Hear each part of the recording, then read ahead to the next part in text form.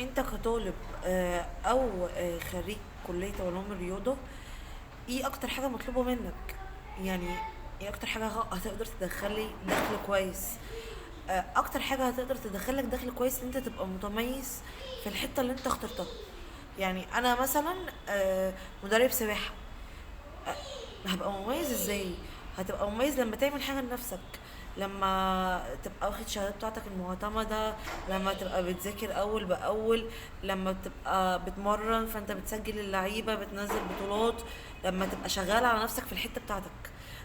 طبعا اللغة التانية مهمة، مهمة، وممكن تبقى دي مصدر رزق ليك تاني او مصدر دخل ليك تاني، فنركز عليها برضو. كل الاطراف دي مهمه، او كل ان انا ابقى مهتم بكل حاجه، ابقى بسجل كل حاجه، ابقى شغال على الميديا، ابقى بعرض شغلي، دي مهمه. آم، انا في مجال التدريب بقالي كتير قوي. قعدت فتره كبيره ما كنتش بنزل على الميديا، بس انا لما ابتديت انزل بقى في فرق، بقيت الناس عارفاني.